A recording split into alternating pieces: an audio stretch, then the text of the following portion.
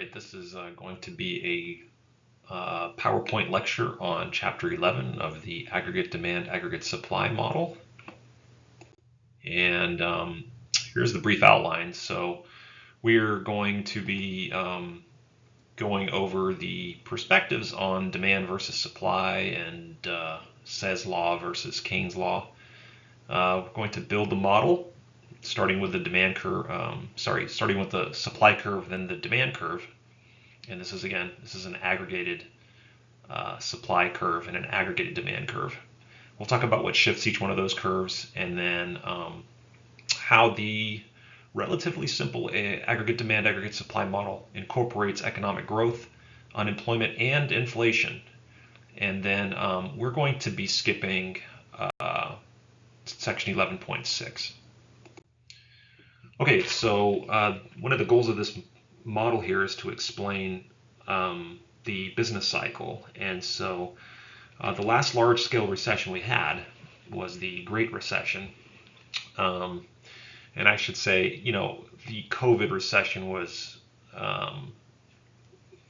deeper as far as the loss of GDP goes, but it was much more short-lived because that recession was artificial in a sense because it was the result of a government-mandated shutdown on the economy, not something that happened within the economy. So the last time we had a recession where something happened within the economy was the Great Recession that occurred in 2008, 2009.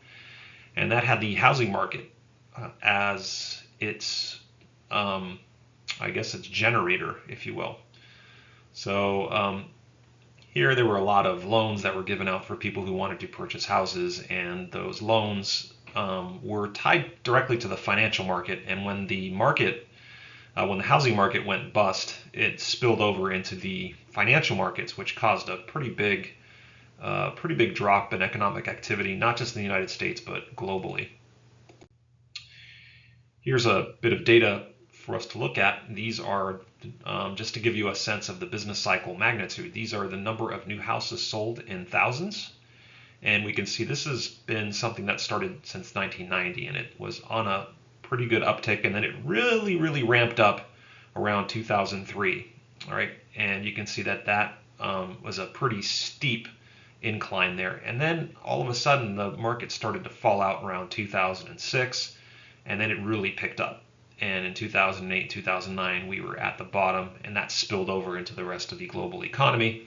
And we have seen a recovery since then, up until about 2025. We've, I think, caught up to where we would have been.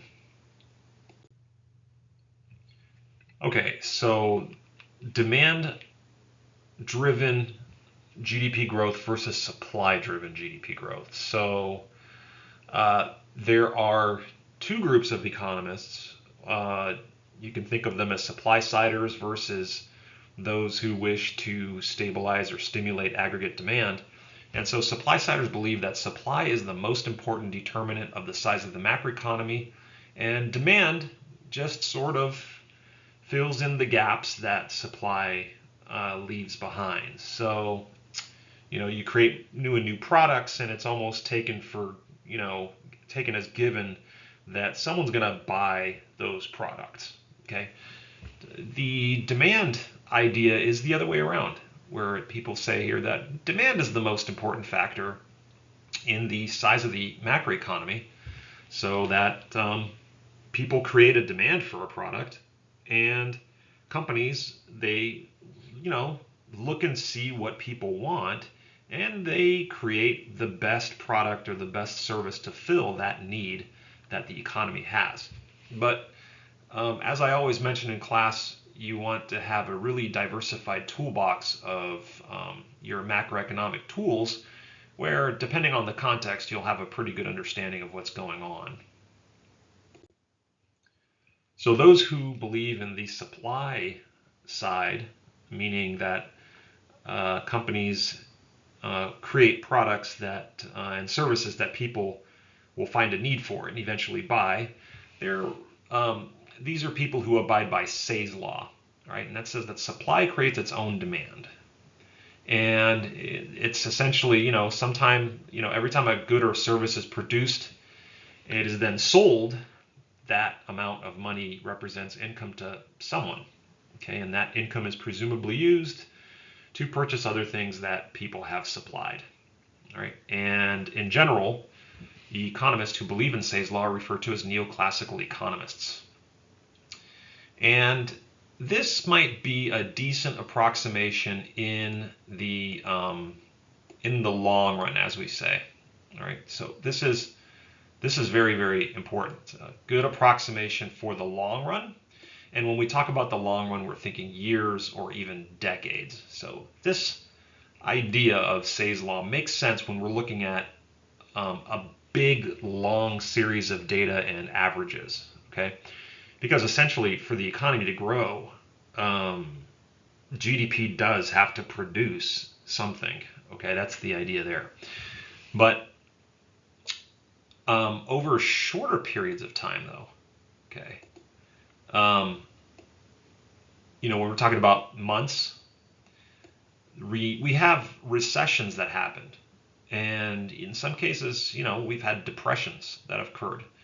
And, the idea there is that during those episodes of depressions or recessions, it's not that firms all of a sudden lose the ability to make things. They can still make the exact same services and the exact same products than that they were before. So when we're looking at, let's say, for example, the Great Depression or the Great Recession, this was something that was caused by a decrease in demand, not a decrease in supply, right? Now, when we look at what happened during the COVID lockdown, that's a little bit different because the government mandated that people stay home or people work from home. But people still wanted to buy things. And so what we saw was that there was a supply decrease in the most recent COVID recession. But during the Great Recession of 2008 and 2009, and many of the recessions previous to that, including the Great Depression, it was definitely something that we would think would be more demand driven. Okay. So Keynes's law is the law that people who believe demand drives economic growth, that is, that demand creates its own supply. All right. So it's that when we're calculating GDP in the economy, it's not just determined by what the economy can potentially create, but what is the actual demand that is fulfilled by supply. And we see that here. Keynes's law applies well in the short run, right? And again, the short run, we're dealing with months to years. And that's when we see a drop in demand occur. And so in the short run, Keynes's law looks like it's more applicable, okay? However, there are caveats to this because we can't just assume Keynes's law works at all periods of time. And the idea there is that if demand was all that mattered, well, why don't you just have the government make the economy larger through increases in government spending? So, let's just have that G in C plus I plus G plus net exports, just increase it forever. But that is impossible because it'll lead to high rates of inflation, and we'll discuss why, but there are limits to how much you can actually produce in an economy, and that production and growth has to come from within the economy. You can't impose it on there by the government, right? So we can't really do this. And so that's kind of the shortcoming of this Keynes's law, is that, well, if this was happening at all times, why don't you just have the government take up the slack? And some Keynesians actually believe that. But you can't really do that forever. In the longer run, it must be the case that Say's law actually plays a role too. So it's an interesting duality between Keynes's law and Say's law. All right, a couple of vocabulary words for you. Aggregate demand, aggregate supply model. This is the model that we're going to be discussing in this chapter that looks at what determines aggregate demand, aggregate supply, and based on both of those, where is the equilibrium level of GDP and the equilibrium price level that occurs. Aggregate supply is just the total quantity of output, so aggregate being we're going to almost like add up, and then supply. So you look at all the different amounts of products and services that firms produce, and we're going to add it up to find out what the economy-wide amount of supply is. And then the aggregate supply curve is the relationship that illustrates how firms respond by production when it comes to different levels for the price level. Potential GDP is exactly what it sounds like. It's the amount of GDP that the economy can potentially deliver. And full employment GDP is synonymous with potential GDP, because if we are producing a level of GDP that the economy can potentially produce, it must mean that we're employing everybody at their full potential. Okay? Here is a picture of the aggregate supply curve. And so the one thing I want to draw your attention to is this change in its trajectory. So you can see here at lower levels of the price level, we have a pretty linear, sort of a linear relationship here. You know, it kind of does this. But then all of a sudden, when we reach the potential GDP line, things start to behave a little bit erratically. And that is when we're reaching the economy's potential, okay, we're not going to be able to surpass that potential. We cannot produce over here at all. There's just no way.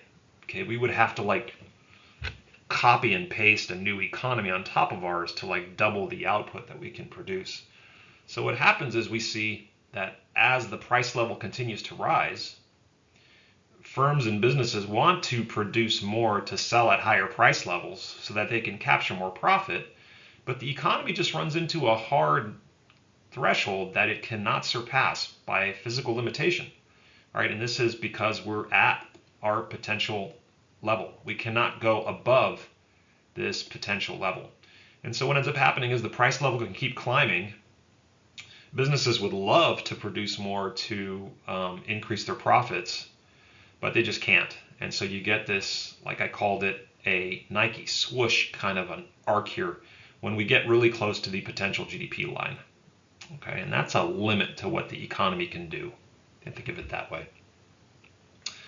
Would companies love to produce out here? Absolutely. Absolutely, they would. Because this means more GDP, it's at a higher price level, it means more profit for those companies. So the supply curve, again, has a positive relationship with the price level through the profit motive. And we see that once you reach that potential GDP line, though, the prices can keep climbing, but you're not going to be able to produce out here. The best you might be able to do is way up here, but that only happens at a price level that's way above the base year, right? That's a pretty high price level. You can see that's not much more than what we were producing when the price level was much lower. We just can't make that much more GDP. And so how are we able to actually produce this extra amount of GDP here past potential? We would have to have our employees working overtime, and we would also have to be having our factories working nonstop, you know, around the clock. Think of like a Tesla factory just churning out cars, okay? That is possible, but it's not sustainable. All right, that's the answer to this discussion question. All right, now let's switch to the aggregate demand curve. And we can see aggregate demand is you take every individual household's demand and we aggregate it, or we sum it all up. That is the total amount of spending on domestic goods and services in an entire economy. So again, the important key here is that it includes the four components of demand. It's the C plus I plus G plus net exports. Sorry about my handwriting. This is a plus sign, not a multiplication sign, right?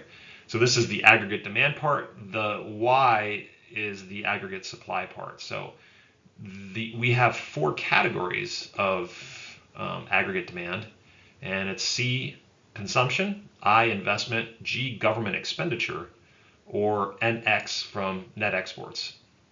So if any one of these change, either they grow up higher or they get smaller. So if C goes up and everything else stays the same, all right, that's going to be an increase in the aggregate demand. All right. Now, if one of these increases and the other one decreases, you might get an offsetting effect. All right.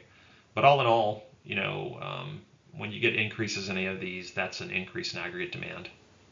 And the aggregate demand curve is a graphical representation of this, these four categories of demand. So, what does the aggregate demand curve look like? As you can imagine, it's downward sloping. All right, and that is that, at a low price level, when prices are low, people like to buy a lot of things, so you get a lot of demand. But when prices are high, on average, you get less. So there's not as much real GDP being demanded. Why? Well, because no matter who you are, you could be the richest person in the world or the poorest, you have a budget to work with. And so as prices get up higher and higher and higher, it's less stuff that you can afford to buy. All right, when we look at equilibrium, we're essentially going to superimpose one curve on top of the other. So we have our aggregate supply curve here and our aggregate demand curve. And the way we've drawn this, you can see that the equilibrium lies right over here, okay? And the equilibrium outcome for this aggregate demand, aggregate supply model is around 8,750 billions of constant dollars in real GDP as the equilibrium level of output at a price level somewhere in the neighborhood of 90.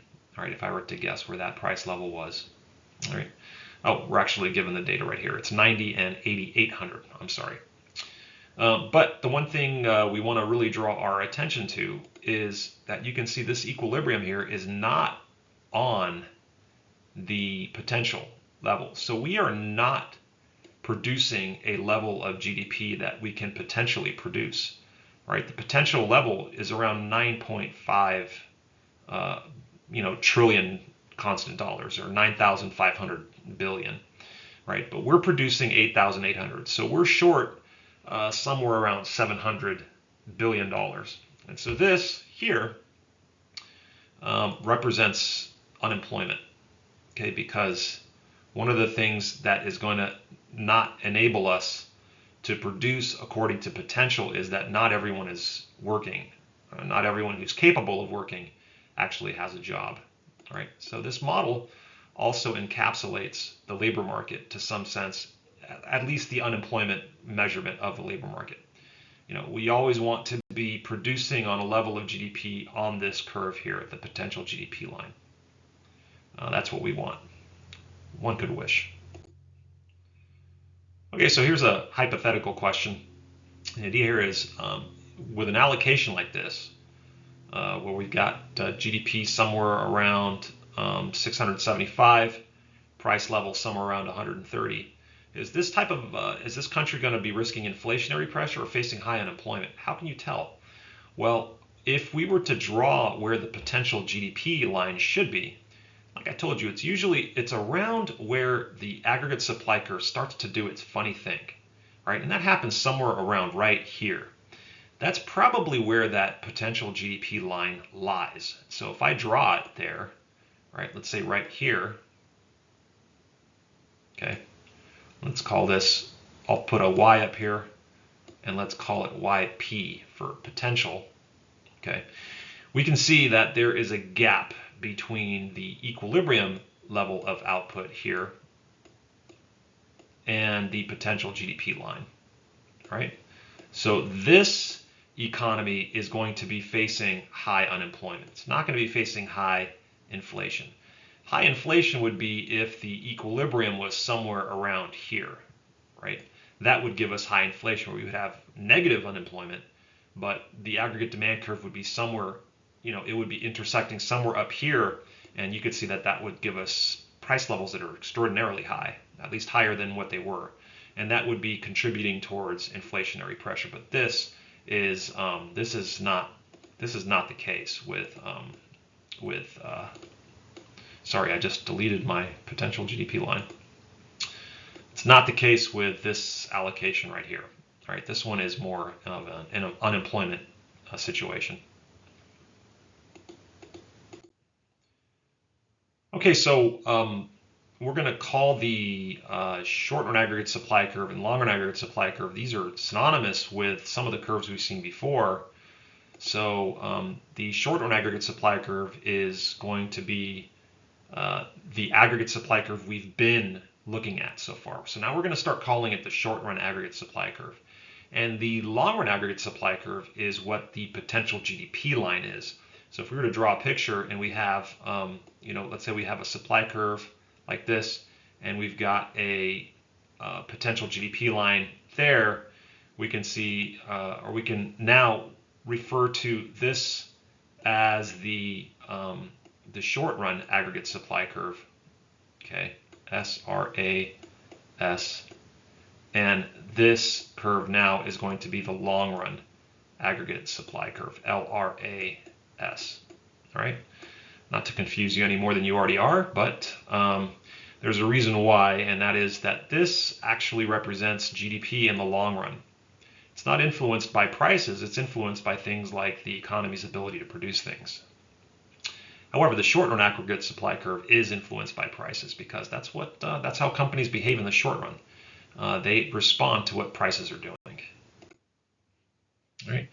Now, two of the most important factors that can shift the aggregate supply curve are productivity growth and changes in input prices. And productivity growth will, the context here is what matters, and we'll see that there are different types of shocks that are going to influence either one of those curves, the long-run aggregate supply curve or the short-run aggregate supply curve, or it'll influence both of them. It depends on the permanence of the shock, right?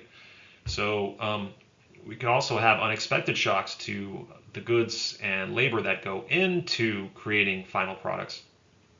So here the example would be large weather events affecting crops or an overseas war that requires a large number of people to fight instead of work. So one of these things might be a little bit more temporary than the other. So a large overseas war that requires a large number of people, that's going to have something that's going to be something that will impact the economy over the long run, because that's presumably going to be a long period of time without these people home working.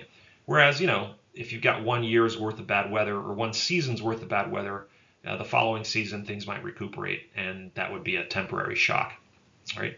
And if we happen to find ourselves in a scenario where the economy is not really doing too well, but not only is GDP low and unemployment high, but we also have high inflation, that is referred to as stagflation. So that's an interesting vocabulary word there. All right, so here's an example of what we mean by permanence versus temporary. So this one I'll put a T here as a temporary shock, and I'll put this one as a permanent shock. Okay, so we can see that here on the left, let's focus on this one. You can see that this is something that this is something from like productivity growth, right? If you look really close to that A footnote, it's the result of productivity growth. And so productivity growth comes from technology, it comes from learning how to do things better. And we can't really undo those things. So those increases in productivity, they tend to be permanent. And you can see here that it's not only taking the short-run aggregate supply curve with it, it's also shifting the long-run aggregate supply curve together. So in permanent shocks, like increases in productivity, if the shock is permanent, it's going to shift both of those curves, both the long-run aggregate supply curve and the short-run aggregate supply curve. That is in direct contradiction or difference with the panel on the right, where here we have a temporary change in the price for key inputs into the economy. So something like an increase in the price of energy temporarily, or the increase in the price of rubber or some other material temporarily, that's just going to shift the short-run aggregate supply curve to the left. The long run does not budge, right? Why? Because it is a temporary shock. It's not going to impact the long run. It's only going to impact the short run. So the short-run aggregate supply curve is the one that's impacted. So the rule here is that if it is something that's going to shift the long-run aggregate supply curve, it's going to take the short-run aggregate supply curve with it. If it's something that's only going to shift the short-run aggregate supply curve, the long-run aggregate supply curve does not move. It leaves the short run to do what it will do, because the long run is a different period of time.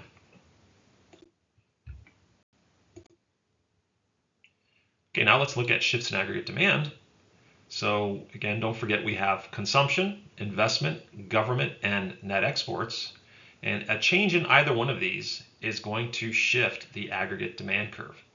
So here, a shift of the aggregate demand curve to the right means that one of these categories, there was a change, must have increased, or on net, all of them have gone up, right? We might have some decreases in some, but more increases in the others. But we want to look at, as a whole, do we have more demand when we add all of these up and aggregate all those demands? And if it's a shift of the aggregate demand curve to the left, it means that as a whole, something must have fallen, and when you add up these, you have less aggregate demand. And a graphical representation of that can be shown here, where on the left we have an increase in aggregate demand, and so we can see that that shifts the aggregate demand curve to the right, puts pressure on the economy to produce more, but it also raises prices because of the shortage that is created. You can think of that as not just any ordinary shortage, it'll be an aggregate shortage. So an aggregate shortage will put pressure on the price level to increase, right? And on the right, we have the aggregate demand curve shifting to the left. That will result in an aggregate surplus, which will put pressure on the price level to start to fall, right? And so what causes these to shift to the left or to the right? I skipped over the previous slide, but it could be something as simple as consumer confidence in the economy or business confidence in the economy. If people are feeling a lot more confident about what the economy is doing, they're going to go out there and spend a little bit more money, or they're going to be more confident in spending their money. Whereas if businesses or consumers don't feel too confident about how the economy is going, they might curtail their spending, and you're going to see that aggregate demand curve shift to the left, right? We're going to create less output, prices are going to start collapsing a little bit, and this is the beginning of a recession. So we can implement certain policies to try to help the economy out. So one thing we can do is we can have a temporary increase in government spending. So if C and I fall, all right, so if those two fall, so let's say C falls and I falls, well, we can offset those by an increase in G. So if we really pump government expenditure up, it can actually overcome those decreases in C and I, and we can still maintain the level of aggregate demand to keep the recession from happening. The other thing we can do is tax cuts, and so tax cuts will motivate people to spend more money, so we can make it easier for individuals to actually increase their consumption and businesses to increase their investment, and that could offset some of these decreases that may be brought about by consumer confidence or business confidence falling. All right? And so usually what we'll see is during a recession, when the unemployment is high as a result of the shift to the left of aggregate demand, we can see that the government often passes tax cuts to try to boost demand and try to fix the economy. What does that look like? Well, we can see here, let's say we were over here, right? So we had a pretty big amount of unemployment here because of the recession that was caused. We're not producing near potential. So what we can do is we can have G increase. So this will be the result of increasing G here. And that shifts the aggregate demand curve to the right. And we get that now we have a lot less unemployment. All right, it's down to here. And we have much higher output. It went to Y1 now. So GDP has recovered. And the price level has maintained its position. All right. It's bounced back to where it should be. Okay, and that could be a policy that occurs as a result of an increase in G, or a policy that increases G, and we get this result here. Okay, so how does growth show up in this aggregate demand, aggregate supply model, where it is the result of increases in productivity? And we can see that that's going to shift the aggregate, the long run aggregate supply curve to the right. So we get that LRAS curve, that straight vertical up and down curve, is going to start to move to the right. And it creeps to the right, again, as a result of increases in productivity. All right. And so what did we say about the long-run aggregate supply curve and the short-run aggregate supply curve? Well, if the long-run aggregate supply curve shifts to the right, it takes the short-run aggregate supply curve along with it.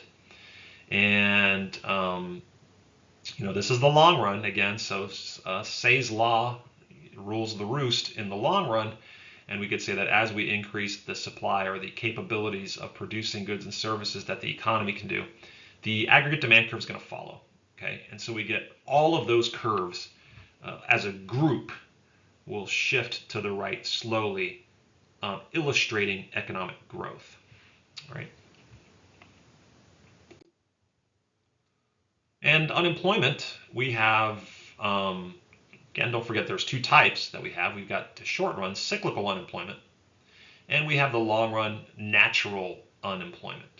So the cyclical unemployment is what we can visualize in the aggregate demand, aggregate supply model, and those are the unemployment things that I've been pointing out on the graph so far. All right, what the aggregate demand, aggregate supply model does not illustrate is the long run unemployment or the natural unemployment rate, because the natural unemployment rate will occur where the long run aggregate supply curve is. Okay, essentially. So if something happens to the long run unemployment rate or the natural rate of unemployment, if that goes up and down, that will also have an impact on the shifting of the long run aggregate supply curve. Okay, but we don't have we don't have it appear on the graph anywhere like we would with the short run unemployment, where that's just the gap between the current equilibrium and the potential GDP line, or the long run aggregate supply curve. That's where we have cyclical unemployment. All right, so kind of an important distinction there. Inflationary pressure, again, that usually comes after economic booms or like increases in aggregate demand that really strip the amount of supply that the economy can produce, so we get the shortage, and that puts pressure on the price level to start rising. And there's two ways that this can happen. All right, one way is that if the aggregate demand curve continues to shift to the right, what we'll start to see is that prices are going to start to keep going up, even if unemployment is below its natural rate. We're still going to get high rates of growth in the price level. Or if we have an increase in input prices where we don't have a shift in the demand curve, that's going to create still going to create an artificial shortage, which will also put pressure on prices to rise. And what do those look like graphically? Well, we've got these two pictures here.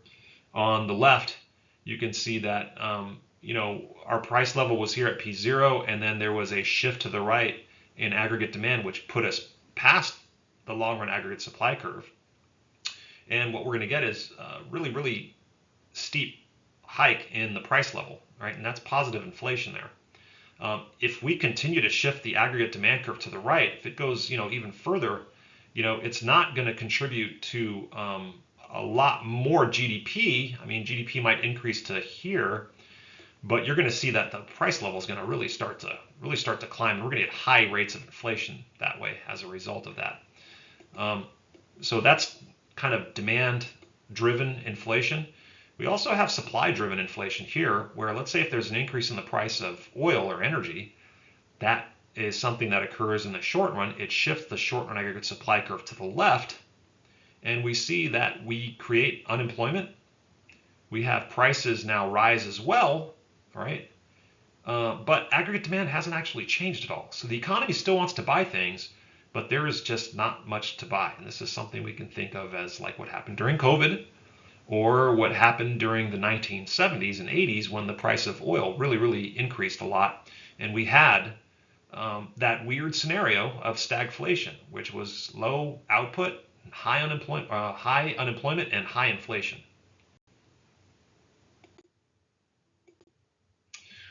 Okay, well, I'm going to end the lecture there because I did not want to cover section 11.6. It's there in your textbook if you